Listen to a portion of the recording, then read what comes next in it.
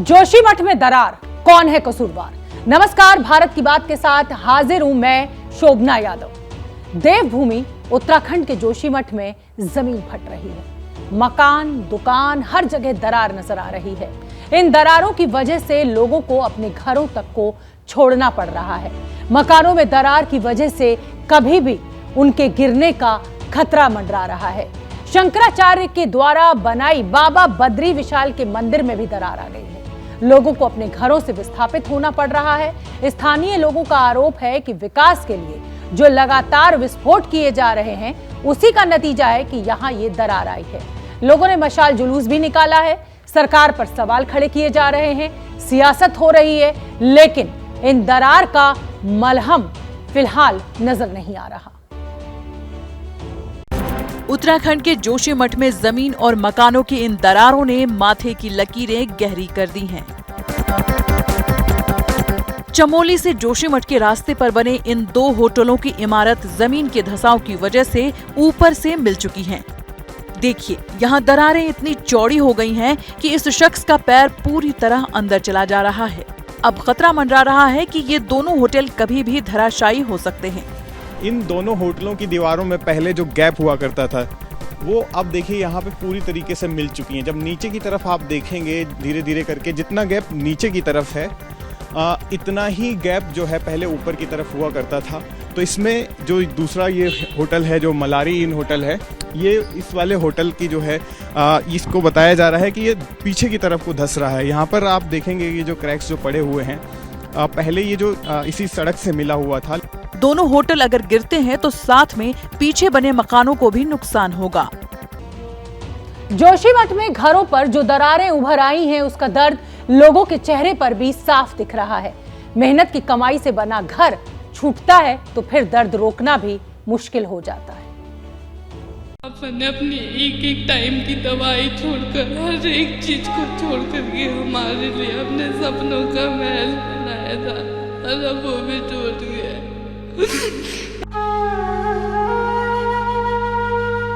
घर छूटने और टूटने का दर्द जोशीमठ के लोगों की आंखों से आंसुओं की धार के रूप में निकल रहा है। जोशीमठ के गांधीनगर में रहने वाली ये 11वीं की छात्रा है। आज जब प्रशासन ने फरमान सुनाया कि घर छोड़कर कैंप में शिफ्ट होना पड़ेगा, तो अपने आंसुओं को रोक नहीं पाई। हम तो पापा की तबीयत भी इतनी खराब रहती है, पापा दोबारा बना भी नहीं पाएंगे इतना सब कुछ हमारे लिए। 1.5 साल पहले जब घरों में दरार आनी शुरू हुई थी, तभी इसकी शिकायत की गई थी, लेकिन तब किसी ने ध्यान नहीं दिया। जिन घरों को खाली करने के आदेश दिए गए हैं प्रशासन की तरफ से, उन पर ऐसे ही लाल निशान बना दिए गए हैं। स्थानीय लोगों का आरोप है कि एनटीपीसी की सुरंग में धमाके की वजह से ये दरारें आई हैं। एबीपी न्यूज पहली बार उस सुरंग के भीतर पहुंचा है। क्या वाकई सुरंग के अंदर मशीन फंसी हुई है? टीवी पर आप पहली बार जोशीमठ का वो टनल देख रहे हैं जिसमें एनटीपीसी की मशीन फंसे होने का दावा किया जा रहा है। लोगों का आरोप है कि सुरंग के अंदर जहां टीबीएम यानी कि टनल बोरिंग मशीन फंसी है, वहां कई धमाके किए जा रहे हैं, जिससे भारी मात्रा में मलबा जमा हो गया है।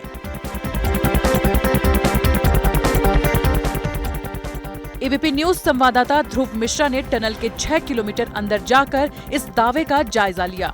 सबसे पहले एबीपी न्यूज पर ठीक उस जगह जहां पर एनटीपीसी की टीबीएम है, ये यहाँ से ऑपरेट होती है, और अंदर ये देखिए यहाँ पर ये जो जगह है जहाँ टॉर्च के जरिए मैं आपको दिखा रहा हूँ, यहीं पर टीबीएम फंसी हुई है। कोई भी ऐसा मलबा नहीं है, कोई पानी यहाँ पर आप देखेंगे किसी तरीके का पानी यहाँ पर नहीं है। ये आखिरी छोर है सुरंग का। 6 किलोमीटर अंदर तक मैं यहाँ पर आ चुका हूँ। टनल के अंदर एबीपी न्यूज को कहीं भी मलबा या पानी का रिसाव नजर नहीं आया। जोशीमठ के पास एक हेलंग बाईपास बनाया जा रहा है, जिससे बद्रीनाथ धाम की दूरी कम हो जाएगी। जोशीमठ में आई दरारों के बाद इसका काम भी रोकना पड़ा है। जोशीमठ में दहशत वाली दरारों के लिए कसूरवार माने जाने वाला यही वो हेलंग बाईपास रोड है। आरोप है कि पहाड़ की तलहटी में धमाका करके यहाँ बाईपास बनाया जा रहा है, जिसकी वजह से जोशीमठ की जमीन में धंसान शुरू हुआ। सबसे पहले एबीपी न्यूज की टीम हेलंग बाईपास पहुंची है। देखिए हेलंग में अभी क्या हालात हैं। तो पहाड़ आप देख रहे हैं ऊपर की तरफ, इसी पहाड़ पर जोशीमठ शहर बसा हुआ है। जब तेज तेज ब्लास्ट होते हैं लोगों के आरोप के तहत कि जिसकी वजह से उनके जो है घरों में भी दरारें आती हैं, और कहीं ना कहीं इस प्रोजेक्ट को भी जिम्मेदार मान रहे हैं ये जो हेलंग बाईपास जो रोड बन रही है। इसके बनने से फ़ायदा ये हो रहा है लोगों का कि 30 किलोमीटर जो है रास्ता रह जाएगा यहाँ से बद्रीनाथ का। ये हेलंग नाम की जगह से ये बाईपास शुरू होता है। ऑल वेदर परियोजना के तहत इस बीआरओ ने हेलंग बाईपास का काम शुरू किया, लेकिन लोगों के विरोध के बाद फिलहाल इसे रोक दिया गया है। जिन घरों पर गिरने का खतरा मंडरा रहा है, प्रशासन ने उन घरों पर लाल निशान बना दिया है। जोशीमठ में चारों तरफ ऐसे ही निशान नजर आ रहे हैं।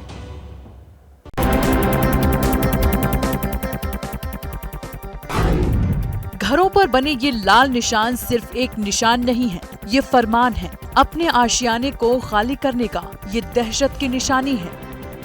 कभी घर लौट कर नहीं आ पाने की दहशत वाली कहानी है। ये हमारे लिए अपने सपनों का महल बनाया था और अब वो भी टूट गया। जोशीमठ के जिन घरों में दरार आई है उन पर प्रशासन ने लाल रंग का निशान बना दिया है। ये घर है, इसका चबूतरा था, इसके बीच कितना गैप आ चुका है। अब यहाँ अंदर की तस्वीरें मैं आपको दिखाऊंगा जो घरों की तस्वीर है। ये सभी लोग अपना सामान पैक कर रहे हैं। यहाँ पर एक ये बुजुर्ग महिला हैं, इनके घर में भी जो है ये अंदर की तरफ भी ये दरार आ चुकी है। पूरा ये बीम था, ये अब जगह छोड़ चुका है, ये अलग हो चुका है बीम। आप देखिए कि साफ यहाँ पर दिखाई दे रहा है।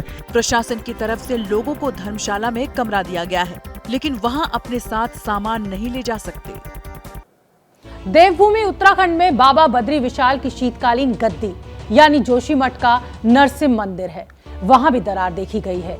इन दरार को राष्ट्रीय आपदा घोषित करने की मांग उठ रही है। बड़ी खबर इस समय की यह है कि जोशीमठ में 22 से 31 जनवरी तक यक्षा यत्र का आयोजन किया गया है।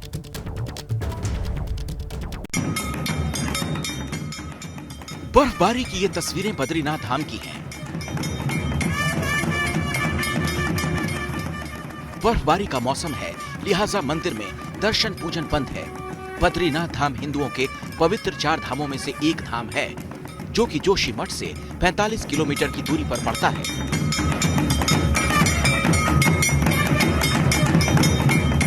जाड़े के मौसम में जब बद्रीनाथ धाम के कपाट बंद होते हैं, भगवान बद्री विशाल को नीचे जोशीमठ लाया जाता है और इसी जोशीमठ के नरसिंह मंदिर में सर्दियों के दौरान भगवान की पूजा होती है।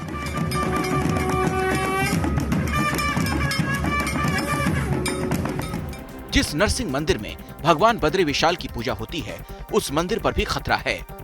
7 जनवरी को जब सीएम पुष्कर धामी जोशीमठ गए, तब उन्होंने मंदिर का भी जायजा लिया था।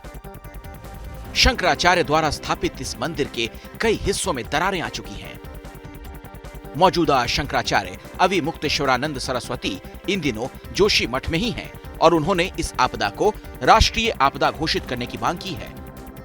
कि ज्योतिर्मठ केवल हमारा यह मठ परिसर नहीं है, बल्कि जहाँ तक जोशीमठ है वो सब मठ ही है।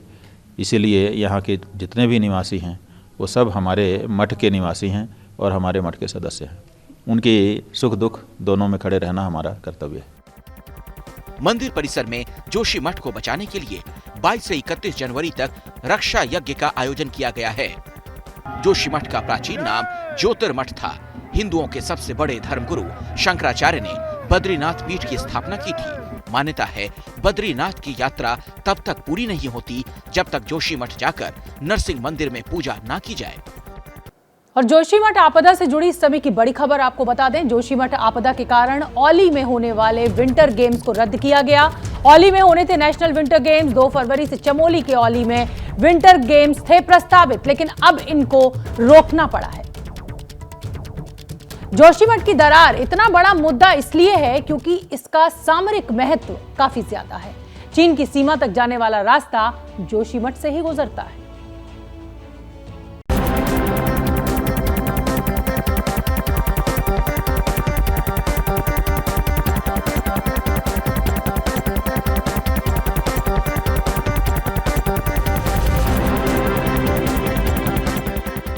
जोशीमठ शहर की आबादी महज 20,000 है, लेकिन शहर का ये संकट सिर्फ 20,000 लोगों की जिंदगी पर असर नहीं डालने वाला। ये असर पूरे हिंदुस्तान पर हो सकता है। उत्तराखंड के चमोली जिले का ये इलाका जितना धार्मिक रूप से अहम है, उतना ही सामरिक रूप से महत्वपूर्ण है। चीन की सीमा से लगने वाले नीति और माना घाटी जाने के लिए भारतीय सेना और आईटीबीपी के जवान जोशीमठ से होकर गुजरते हैं। मतलब ये कि चीन बॉर्डर की ओर जाने के लिए ये अहम रास्ता है। सड़क देश को चीन सीमा से सीधे जोड़ती है। इन दरारों की वजह से इस रूट पर सेना की गाड़ियों के मूवमेंट पर असर पड़ सकता है। चीन का 345 किलोमीटर लंबा बॉर्डर क्षेत्र उत्तराखंड से सटा है। इसमें से चमोली जिले से चीन की करीब 100 किलोमीटर सीमा लगती है।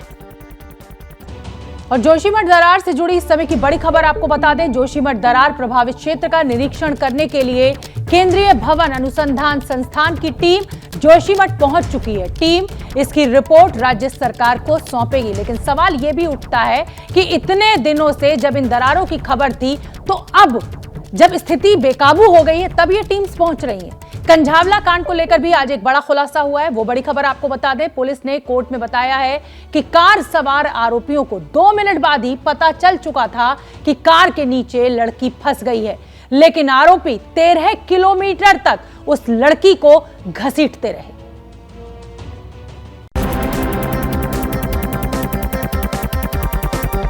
कंझावला कांड में पुलिस ने कोर्ट में सनसनीखेज खुलासा किया है। दिल्ली पुलिस ने कोर्ट में जानकारी दी है कि उसके मुताबिक हादसे के 2 मिनट बाद ही गाड़ी रुकती है और 2 आरोपी गाड़ी से उतरकर देखते भी हैं।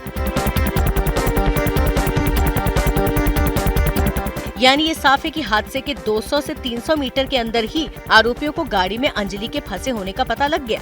लेकिन उन्होंने 13 किलोमीटर तक शव को घसीटा। पुलिस को कंझावला कांड में 6 नए सीसीटीवी फुटेज बरामद हुए हैं, जिसके आधार पर पुलिस ने ये जानकारी कोर्ट को दी है। पुलिस ने गाड़ी से उतरने वाले 2 आरोपियों की पहचान भी की है, लेकिन फिलहाल उनके नाम नहीं बताए हैं। इस बीच आज कंझावला कांड के 6 आरोपियों की वीडियो कॉन्फ्रेंसिंग के जरिए कोर्ट में पेशी हुई, जहां से उन्हें 14 दिनों की न्यायिक हिरासत में भेज दिया गया। गाड़ी मालिक आशुतोष की जमानत का भी दिल्ली पुलिस विरोध करेगी। पुलिस के मुताबिक जरूरत पड़ने पर आशुतोष को हिरासत में लिया जा सकता है। अंजलि के आरोपियों पर धारा 302 के तहत मुकदमा दर्ज करने के लिए लोग लगातार थाने के बाहर धरना प्रदर्शन कर रहे हैं।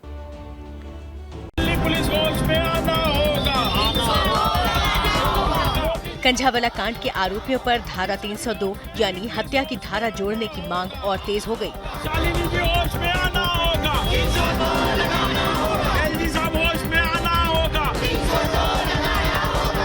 आज भी अंजलि के परिवार ने सुल्तानपुरी थाने के बाहर कैंडल मार्च निकालकर धारा 302 लगाने की मांग की। दिल्ली पुलिस होश में आना होगा।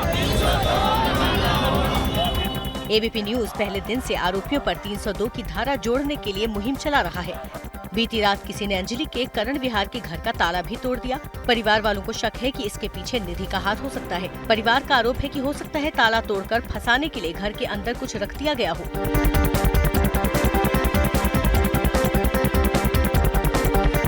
इसी सिलसिले में फोरेंसिक टीम ने अंजलि के घर पर जांच भी की है। अंजलि के परिवार ने घर की सुरक्षा की भी मांग की है। कंझावला कांड की अहम किरदार निधि आज एबीपी न्यूज के कैमरे पर चेहरा छुपाते हुए कैद हुई। उधर अंजलि के घर का रात किसी ने ताला तोड़ दिया, जिसका आरोप भी निधि के ऊपर ही लग रहा है। एबीपी न्यूज के कैमरे पर कंझावला कांड की सबसे अहम किरदार निधि ऐसे मुंह छुपाते हुए कैद हुई। चेहरा ढककर अपने घर पहुंचे निधि बिना बात किए घर के अंदर चली गई।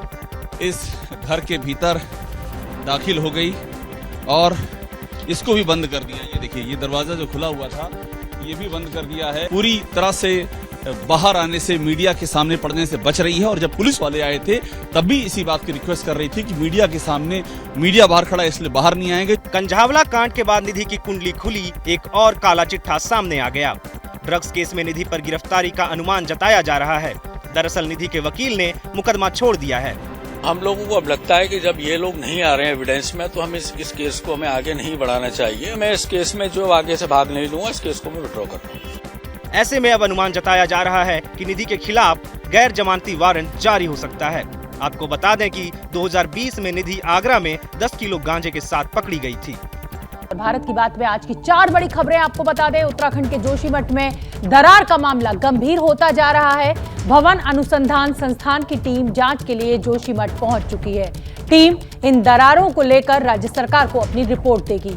रक्षा राज्य मंत्री अजय भट्ट भी कल जोशीमठ जाने वाले हैं। दूसरी बड़ी खबर दिल्ली के कंझावला कांड से जुड़ी हुई है, जहां पुलिस ने कोर्ट में बताया है कि कार सवार आरोपियों को 2 मिनट बाद ही पता लग गया था कि अंजलि नीचे कार में फंस गई है। 2 आरोपियों ने कार से उतरकर देखा भी था, लेकिन वो 13 किलोमीटर तक अंजलि को घसीटते रहे।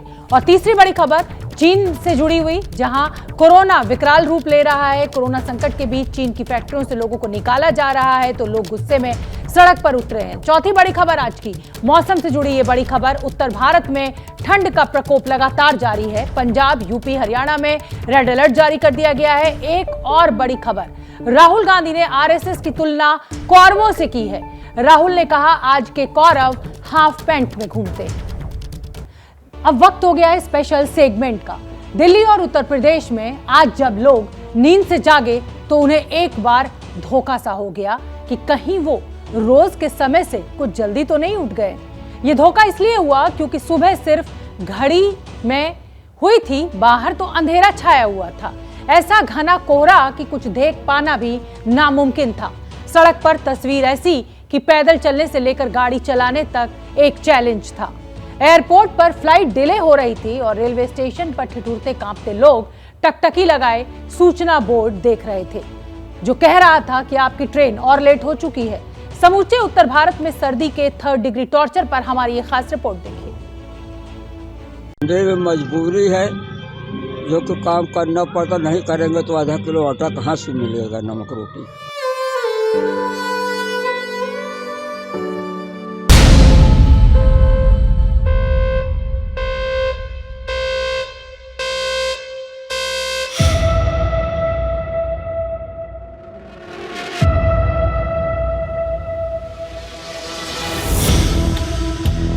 भयंकर कोहरा, ठंडी बहुत पड़ रही है।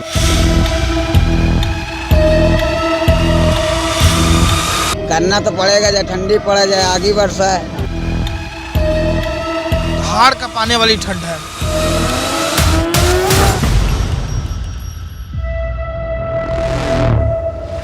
ठंड इतनी प्रचंड है कि उसे बताने और समझाने के लिए सही शब्द नहीं मिल पा रहे हैं, और शब्द मिल भी रहे हैं तो गिरा हुआ तापमान उन्हें ठीक से जुबान तक आने भी नहीं दे रहा है। ठंडी बहुत ज्यादा पड़ रही है, कोहरा बहुत ज्यादा है। ये बहुत ज्यादा ठंडी पड़ रही है, कोहरा में दिख नहीं रहा है। टीवी स्क्रीन पर मौजूद ये तस्वीरें दिल्ली के बारापुला की हैं। अगर गाड़ी की हेडलाइट न जल रही हो तो 0 विजिबिलिटी का मंजर होगा, यानी कुछ दिखाई नहीं देगा।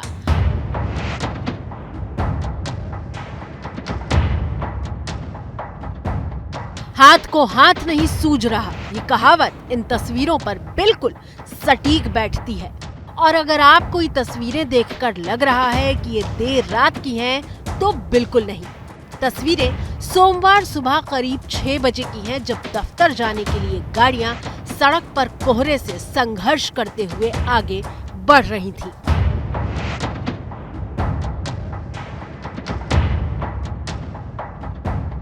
कितना जोखिम भरा है इस मौसम में ड्राइव करना। एक छोटी सी चूक हादसे को न्योता दे सकती है। अब बारापुला से आई इन तस्वीरों का अगला हिस्सा देखिए। जब गाड़ियां ठीक रफ्तार में हैं, कैमरे में कोहरा थोड़ा काबू में लग रहा है, लेकिन जरा ठहरिए और देखिए कि कैसे कुछ सेकंड के भीतर कोहरा अचानक अटैक करता है और फिर सब कुछ दिखना बंद हो जाता है।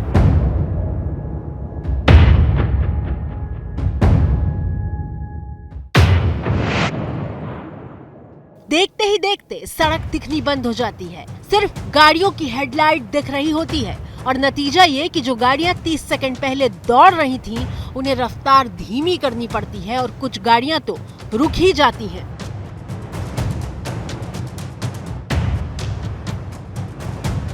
बारापुला से लेकर धौला कुआं तक ऐसी ही तस्वीर दिखाई दे रही थी। गाड़ियां फूंक फूंक कर कदम आगे बढ़ा रही थी। तस्वीरें देखकर लग रहा था कि रात हो चुकी है। दरअसल कोहरा उजाला होने ही नहीं दे रहा था। संवाददाता मेघा उपाध्याय सुबह 7 बजे अक्षरधाम फ्लाईओवर पर मौजूद थी, लेकिन तस्वीरें देखकर कोई नहीं कह सकता था कि घड़ी में 7 बज चुके हैं। मैं इस वक्त अक्षरधाम फ्लाईओवर में मौजूद हूँ और मैं यहाँ से आपको एक बार तस्वीरें दिखाती हूँ। तो आप देखिए कोहरा कितना ज़्यादा है। ये बिल्कुल सुबह 7 बजे का समय हो रहा है और आप एक बार तस्वीरें अगर देखें तो इस वक्त भी गाड़ियाँ हेडलाइट जला करके ट्रैवल करने पे मजबूर हैं। गाड़ियों की रफ्तार काफ़ी ज़्यादा धीमी हो गई है। आप देख पा रहे होंगे कि सभी गाड़ियाँ आपको हेडलाइट जलाकर ट्रैवल करती नज़र आ रही हैं, क्योंकि विजिबिलिटी इस वक्त 50 मीटर से भी कम। इंदिरा गांधी इंटरनेशनल एयरपोर्ट से आई तस्वीर पर गौर कीजिए। उजाला हुआ है लेकिन दिख कुछ नहीं रहा। हालत ये है कि कोई बेल्जियम से लौटा है तो कोई स्पेन से, लेकिन उन्हें स्पेन का मौसम भी ठंड के पैरामीटर पर दिल्ली से बेहतर लग रहा था। उधर मौसम बहुत अच्छा है और रात में थोड़ी है, दिन में नहीं है। दिन में तो बहुत धूप लगती है, बहुत अच्छा है। और यहाँ दिल्ली में कदम रखते ही पता चल गया दिल्ली में तो बहुत धुंध बहुत पड़ रही है यहाँ पे। सड़क पर गाड़ियों की तस्वीर आपने देख ली, अब जरा पैदल चलने वालों का हाल देखिए, जो किसी तरह दुबके सिकुड़े से जैकेट और स्वेटर की तमाम परतों में खुद को दबाए मंजिल की तरफ पहुंचने की जद्दोजहद में थे। दिल्ली में पारा तमाम रिकॉर्ड तोड़ रहा है। ठंड को लेकर रेड अलर्ट जारी किया गया है। रेड अलर्ट के बाद हालात कैसे हैं ये बताने के लिए सुबह करीब 7:30 बजे एबीपी न्यूज संवाददाता निधि श्री झा दिल्ली के शास्त्री पार्क में मौजूद थी और जिस वक्त निधि रिपोर्टिंग कर रही थी उस वक्त पारा 3 डिग्री पर था। मेरे हाथ में माइक आपको साफ नजर नहीं आ रहा होगा, धुंधली तस्वीर है। 50 मीटर से भी कम की विजिबिलिटी है।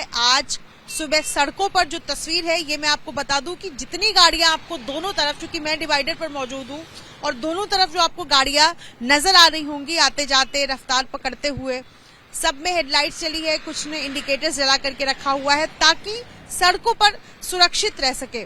जहां पर मैं मौजूद हूं शास्त्री पार्क के पास, यहाँ पर 3 डिग्री तापमान है और इसके साथ साथ आपको बता दें कि अगले कुछ दिनों तक दिल्ली का पारा कुछ ऐसा ही रहने वाला है, बिल्कुल लुढ़का हुआ सा। और इसके साथ साथ मैं आपको बता दूं कि रेड अलर्ट दिल्ली में जारी किया गया हुआ है। अब सुनिए कोहरे की कहानी, जो लोग सुबह सवेरे सड़क पर निकले उनकी जुबानी। मुश्किल हुई आज, कितनी मुश्किल हुई? आज मैम बहुत ज्यादा कोहरा है दिल्ली के कंपैरिजन में। देख रहे हैं सब कुछ, मैंने डबल ट्रिपल पहन रखा है, फिर भी आप देख सकती हैं बहुत ठंडी है। बहुत ठंड है मैडम, बहुत ठंड है, बहुत ठंड है मैडम। मंदिर जा रही है? ऑफिस जाना बहुत जरूरी है, ऑफिस जा रहे हैं। आपको भी ऑफिस जाना है? आपको भी ऑफिस जाना है? जी ऑफिस। कितनी मुश्किल हो रही है आज स्कूटी चलाना? आज तो बहुत टफ हो रहा है। बिल्कुल आपकी आंखों पे भी बिल्कुल बर्फ सा जम गया। हाँ बिल्कुल, बहुत ज्यादा टफ हो रहा है चलाने में और कुछ भी दिख ही नहीं रहा आगेगा तो ढंग से। आप तो बोल भी नहीं पा रहे ठंड की वजह से। अच्छा कांप रहा हूँ मैं। कुछ दिख भी नहीं रहा है, सूझ भी बिल्कुल दिख नहीं रहा है। 2 कदम जाना भी मुश्किल हो रहा है, आगे बढ़ नहीं पा रहा हूँ। मौसम वैज्ञानिक बता रहे हैं कि सर्दी के 3rd डिग्री टॉर्चर से जल्द राहत मिलने की उम्मीद नहीं है।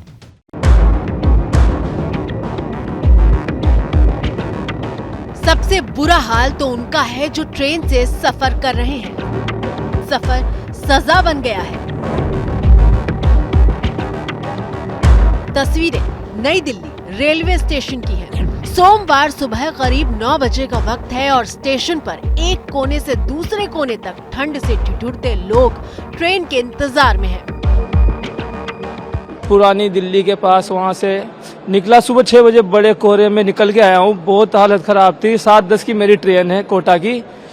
प्लेटफार्म पे आते पता चला कि वो 10:20 पे आएगी। कुछ तो ऐसे हैं जिनकी पहली ट्रेन चलते हुए इतना लेट हो गई कि दूसरी ट्रेन छूट गई और जिस तीसरी ट्रेन में उन्होंने टिकट बुक की है वो स्टेशन पहुंचने का नाम ही नहीं ले रही। सर मैं परसों हैदराबाद से चला हूँ। मैंने सिकंदराबाद से ट्रेन ली, 2 घंटे डिले वहाँ पे थी।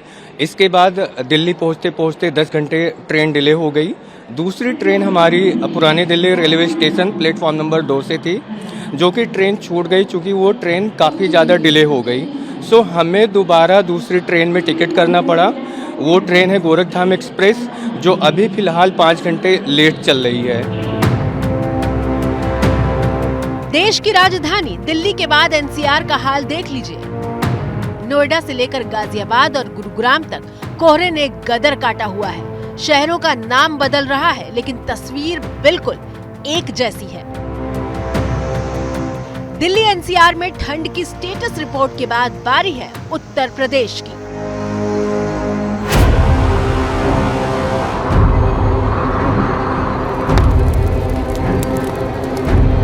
ठंडी बहुत ज़्यादा पड़ रही है, कोहरा बहुत ज़्यादा है। ये बहुत ज़्यादा ठंडी पड़ रही है, कोहरा में देख नहीं रहा है। खुद नहाने आए हैं, बहुत भीड़, वो कोहरा है।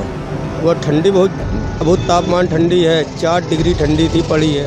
सुना आपने, सर्दी का सितम ऐसा है कि मुंह से शब्द भी ठीक से नहीं निकल पा रहे। तस्वीरें उत्तर प्रदेश में संगम नगरी प्रयागराज की हैं। अलाव के सहारे लोग शरीर को गर्म रखने की कोशिश में हैं, लेकिन कोहरे की मार ऐसी है जिसने पूरे शहर की रफ्तार पर ब्रेक लगा दिया है।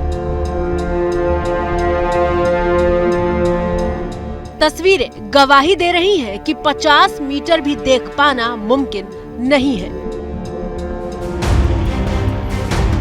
अब प्रयागराज से आई इस तस्वीर को देखिए। दिल्ली समेत पूरे उत्तर भारत में जहां भी लोग ठंड के प्रकोप से परेशान हैं, इस तस्वीर को देखने के बाद उन्हें अपना कष्ट कम लगने लगेगा। सर्दी के साथ उन्हें अपना संघर्ष बौना लगने लगेगा। तस्वीर में गंगा जल ले जाने के लिए बोतल बेचने की दुकान लगाई गई है। दुकान पर मौजूद बाबा और महिला सर्दी से दुबके हुए हैं। दोनों घुटने मोड़ कर बैठे हैं ताकि सर्दी उनके शरीर को भेदने न पाए। तस्वीर देखने के बाद अब दयाशंकर पांडे की बात सुनिए, आपके रोंगटे खड़े हो जाएंगे। हाड़ कपा देने वाली सर्दी में और इस उम्र में भी ये कितनी कड़ी मेहनत करते हैं ताकि आधा किलो आटे का इंतजाम हो सके। ठंडे में मजबूरी है, जो कि काम करना पड़ता, नहीं करेंगे तो आधा किलो आटा कहाँ से मिलेगा, नमक रोटी। 4 बजे रात आता हूँ और 8 बजे 9 बजे रात तक रहता हूँ, तब जाकर कम से कम 50 रुपया मिला कि नहीं मिला। ठंड के 3rd डिग्री टॉर्चर में दयाशंकर पांडे जैसी जद्दोजहद हर दुकान वाले की है। अरे मेहनत तो बहुत है, परिश्रम होता है इसमें, और क्या, और नहीं करेंगे तो खाएंगे क्या, पहले ये बताइए। करना तो पड़ेगा, चाहे ठंडी पड़े चाहे आगी बरसाए। और ऐसा नहीं है कि जो हो रहा है वो बिल्कुल सामान्य है। मसलन सर्दी में तो सर्दी होती ही है, कोहरा होता ही है तो हो रहा है। दरअसल जो हो रहा है उसे एक्सट्रीम वेदर कहा जाता है, यानी सामान्य के दायरे से बाहर। और भारत इस वक्त एक्सट्रीम वेदर के मामले में दुनिया में सबसे ज्यादा प्रभावित देशों में से एक है। एक्सट्रीम वेदर यानी गर्मी के मौसम में रिकॉर्ड तोड़ गर्मी, बारिश के मौसम में तबाही मचाने वाली बाढ़, और सर्दी में इतनी ठंड कि पिछले तमाम रिकॉर्ड टूट जाएं। सबसे ज्यादा चौंकाने वाली बात यह है कि पिछले साल 1 जनवरी 2022 से लेकर 30 सितंबर 2022 यानी कि 9 महीनों में लगभग हर दिन भारत ने एक्सट्रीम वेदर देखा है। नतीजा ये होता है कि इससे सिर्फ पैसों की चोट नहीं लगती, इंसान की जान भी जाती है। आंकड़ों के मुताबिक पिछले साल 9 महीनों के भीतर हर रोज 10 लोगों की जान गई है, और ये सब पर्यावरण असंतुलन की वजह से हुआ है। पिछले साल जिस राजस्थान में बाढ़ नहीं आती थी, वहाँ मूसलाधार बारिश ने सब डुबो दिया।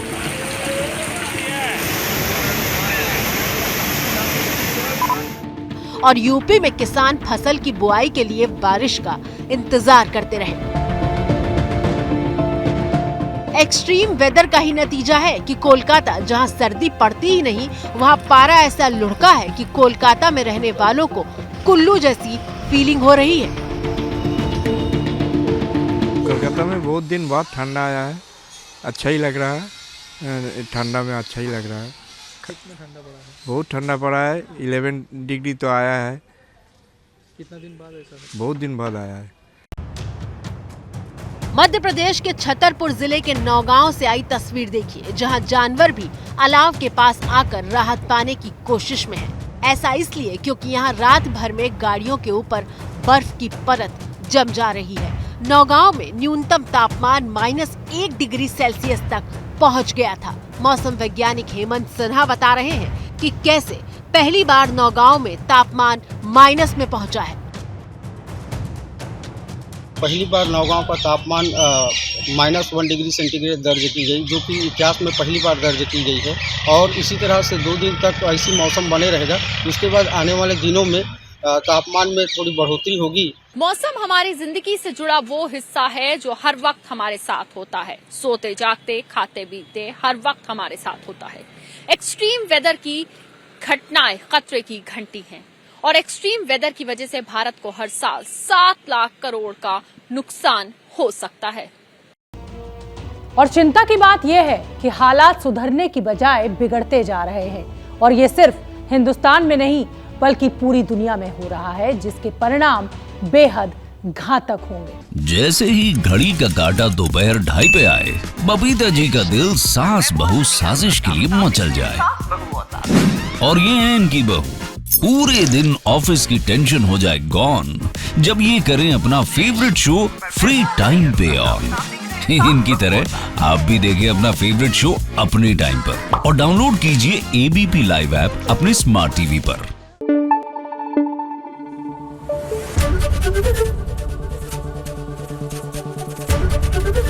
ABP न्यूज आपको रखे आगे।